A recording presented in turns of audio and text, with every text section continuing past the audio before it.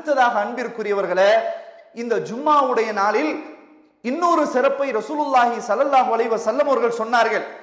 அதே மாதிரிதான் ஆதம் அலைஹிஸ்ஸலாம் அவர்கள் படைக்கப்பட்ட நாள், சொர்க்கத்திலே நுழைக்கப்பட்ட நாள், அதிலிருந்து வெளியேற்றப்பட்ட நாள், அதே மாதிரி மறுமை நாள் நிகழக்கூடிய நாள், சூர் ஊதப்படக்கூடிய நாள், மக்கள் எல்லாம் மூர்ச்சையாக ஆகக்கூடிய நாள், அந்த நாள் இந்த ஜும்மாவுடைய நாள் தான் என்று ரசூலுல்லாஹி ஸல்லல்லாஹு அலைஹி வஸல்லம் சொல்லிட்டு, என் மீது நீங்கள் ஸலவாத்து சொல்லுங்கள்.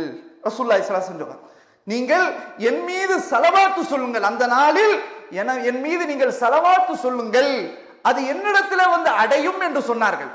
நீங்க ஸலவாத்து சொன்னீங்கன்னா அது என்னிடத்துல வந்து சேரும் என்று சொன்னார்கள். சஹாபாக்கள் எல்லாம் கேட்டார்கள், யா ரசூலுல்லாஹ், நீங்கள் மரணித்ததற்கு பிறகு எப்படி உங்களிடத்துல வந்து அடையும் என்று கேட்டார்கள் சஹாபாக்கள். ரசூலுல்லாஹி ஸல்லல்லாஹு அலைஹி வஸல்லம் அவர்கள் சொன்னார்கள், என்னிடத்திலே வானவர்கள் அதை கொண்டு வந்து சேர்ப்பார்கள். இன்னொரு இடத்துல ரசூலுல்லாஹி ஸல்லல்லாஹு அலைஹி வஸல்லம் சொன்னார்கள், இன்ன லில்லாஹி மலாயிகத்தன் ஸய்யாஹீன ஃபில் அர்த், நிச்சயமாக அல்லாஹ்வுக்கென்று வானவர்கள் இருக்கிறார்கள், அவர்கள் பூமியிலே சுற்றி திரிபவர்கள். அந்த வானவர்கள் என்னிடத்துல செய்திகளை கொண்டு வருவார்கள், அது என்னிடத்துல வந்து அடையும் என்று ரசூலுல்லாஹி ஸல்லல்லாஹு அலைஹி வஸல்லம் அவர்கள் சொன்னார்கள். அப்போ இந்த நாளில அதிகமாக நாம் நபிகள் நாயகம் ஸல்லல்லாஹு அலைஹி வஸல்லம் அவர்களுக்கு அவர்கள் மீது ஸலவாத்து கூற வேண்டும். இது மிக முக்கியமான நாள். இந்த நாள் அவங்களுக்கு போய் என்ன செய்து அடையுது. ரசூலுல்லாஹி ஸல்லல்லாஹு அலைஹி வஸல்லம் அதனுடைய சிறப்புகளை சொல்லிவிட்டு சொன்னார்கள், அந்த நாளை வீணடித்து விடாமல் என் மீது நீங்கள் அதிகம் ஸலவாத்து சொல்லுங்கள், ஸலவாத்து சொல்வதை அதிகப்படுத்துங்கள் என்று சொன்னார்கள் ரசூலுல்லாஹி ஸல்லல்லாஹு அலைஹி வஸல்லம். இப்போ ஸலவாத்து நம்ம சொல்றோமா, ஸலவாத்து கூறுறோமா, அதுல நம்ம எவ்வளவு பலகீனமாக இருக்கிறோம் அப்படின்றத இந்த நேரத்துல நானும் நீங்களும் சிந்திச்சு பார்க்கணும். சில பேருக்கு ஸலவாத்துனா என்னாண்டே தெரியாம இருப்பாங்க. அது என்னங்க ஸலவாத்து? அந்த அளவுக்கு பலகீனமானவர்களும் நம்ம மக்கள் இருக்கதான் செய்யறாங்க. இப்போ ஸலவாத்துனா என்ன? அல்லாஹ் சுப்ஹானஹு வ தஆலா குர்ஆன்ல சொல்றான், ஆர்டராக கட்டளையாக சொல்றான், இன்னல்லாஹ வ மலாயிகத்தஹு யுஸல்லூன அலன் நபி யா அய்யுஹல்லதீன ஆமனு ஸல்லூ அலைஹி வ ஸல்லிமூ தஸ்லீமா. நிச்சயமாக அல்லாஹ் தனது நபியின் மீது அருள் புரிகிறான், வானவர்கள் நபிக்காக பிரார்த்தனை செய்கிறார்கள். ஈமான் கொண்டவர்களே, இந்த நபிக்காக, இந்த நபியின் மீது நீங்கள் ஸலவாத்து சொல்லுங்கள், சலாம் கூறுங்கள் என்று அல்லாஹ் சுப்ஹானஹு வ தஆலா நமக்கு ஆர்டராக கட்டளையாக சொல்றான். ரசூலுல்லாஹி ஸல்லல்லாஹு அலைஹி வஸல்லம் மீது ஸலவாத்து கூறுங்கள், சலாம் கூறுங்கள். சஹாபாக்கள் கேட்டார்கள், கைஃப நுஸல்லி அலைக யா ரசூலல்லாஹ், அல்லாஹ்வின் தூதர் அவர்களே, உங்கள் மீது நாங்கள் எப்படி ஸலவாத்து கூறுவது என்று கேட்டார்கள். அப்போது ரசூலுல்லாஹி ஸல்லல்லாஹு அலைஹி வஸல்லம் அவர்கள் சொன்னார்கள், அல்லாஹும்ம ஸல்லி அலா முஹம்மத் வ அலா ஆலி முஹம்மத் கமா ஸல்லைத அலா இப்ராஹீம் வ அலா ஆலி இப்ராஹீம் இன்னக ஹமீதும் மஜீத். அல்லாஹும்ம பாரிக் அலா முஹம்மத் வ அலா ஆலி முஹம்மத் கமா பாரக்த அலா இப்ராஹீம் வ அலா ஆலி இப்ராஹீம் இன்னக ஹமீதும் மஜீத் என்ற ஸலவாத்தை பெருமானார் ஸல்லல்லாஹு அலைஹி வஸல்லம் எப்படி ஸலவாத்து சொல்ல வேண்டும் என்று கேட்டதற்கு பதிலாக இதை சொன்னார்கள். இந்த ஸலவாத்தை தான் நம்ம ஒவ்வொருவரும் தொழுகையில, அத்தஹியாத்துல, தஷஹுதுல நம்ம ஓதுவோம். இந்த ஸலவாத்தை அதிகப்படுத்தணும். இந்த ஸலவாத்தை தொழுகையோட நிறுத்தி விடக்கூடாது. அவ்வப்போது ஸலவாத் சொல்லிக் கொண்டே இருக்க வேண்டும்.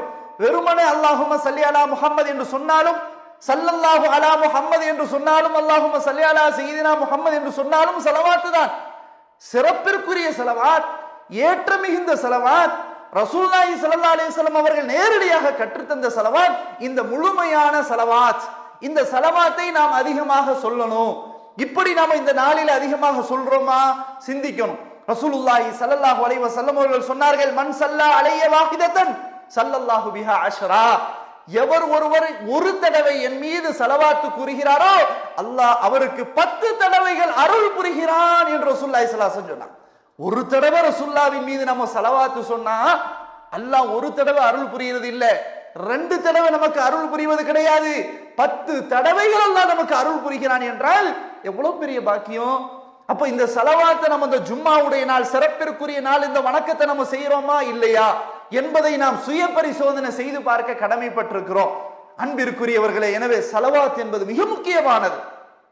ரசூலுல்லாஹி ஸல்லல்லாஹு அலைஹி வஸல்லம் அவர்களுக்காக செய்யக்கூடிய அந்த பிரார்த்தனை என்பது மிக முக்கியமானது.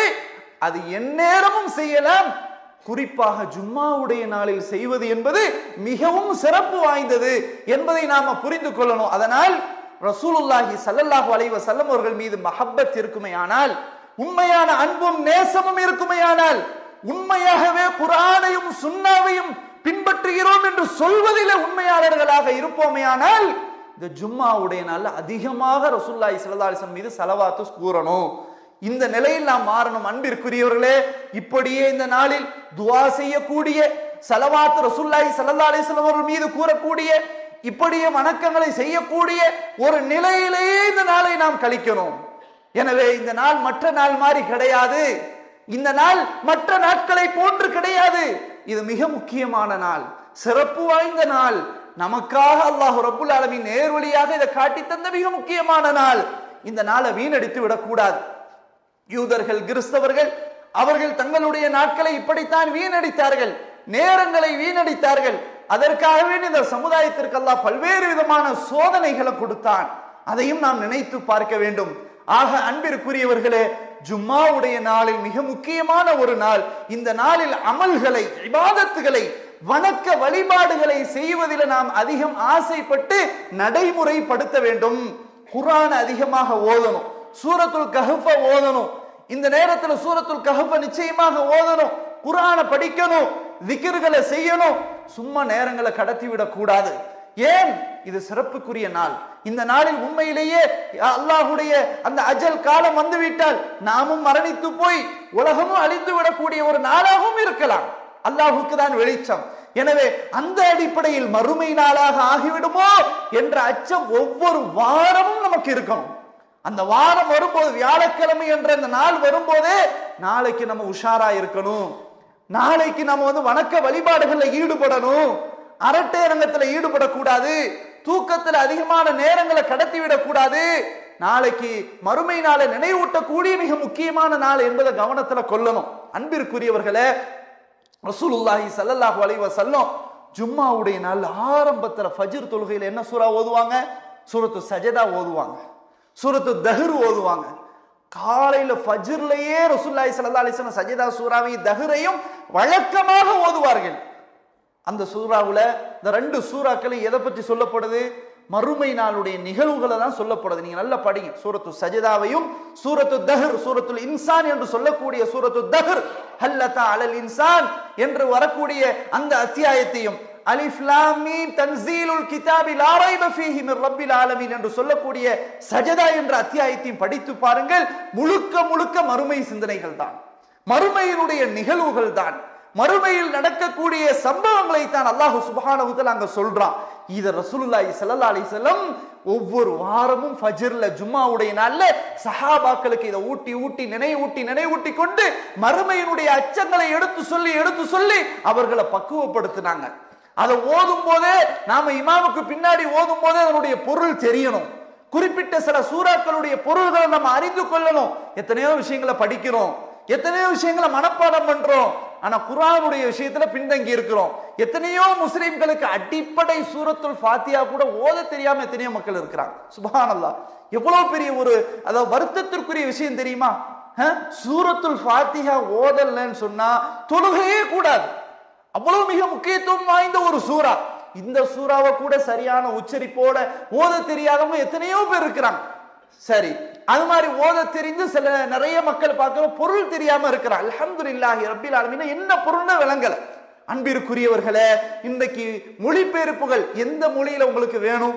தமிழ்ல டிரான்ஸ்லேட் பண்ணி வேணுமா, இங்கிலீஷ்ல வேணுமா, உருதுல வேணுமா, ஹிந்தில வேணுமா, மலையாளத்தில் எந்த மொழியில வேணும்? எல்லா மொழியிலும் இன்னைக்கு டிரான்ஸ்லேட் பண்ணி கையில முன்னாடி இருக்குது. இன்னைக்கு கைக்குள்ள ஆண்ட்ராய்டு மொபைல்ல வச்சிருக்கிறோம், தட்டி விட்டா பொருள் வந்துடும். அல்லாட்ட தப்பிக்க முடியாது. எனக்கு அரபு தெரியாது, அதனால எனக்கு தெரியாது அப்படின்னு அல்லாட்ட நம்ம சொல்லவே முடியாது. அதனால் அன்பிற்குரியவர்களே, ஃபாத்திஹா சூராவுடைய பொருள்களை கட்டாயம் நமக்கு தெரியணும்.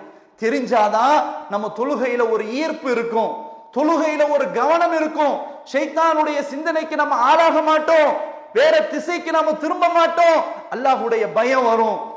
அல்லாஹ் சுப்ஹானஹு வ தஆலா எப்படிப்பட்டவன்? நம்ம தொழுகை யாருக்காக தொழுகிறோம்? அல்லாஹ்வுக்காக தொழுகிறோம், அல்லாஹ்வை முன்னோக்கி தொழுகிறோம் இல்லையா? அப்படிப்பட்ட ஒரு நிலையில இருக்கும்போது அல்லாஹ்வுடைய அச்சம் நமக்கு வர வேண்டும் என்றால் அது மாதிரியான குறிப்பாக சின்ன சூறாக்கள், குறைந்தபட்சம் சின்ன சூறாக்களுடைய பொருள்களையாவது நம்ம படிக்கணும்.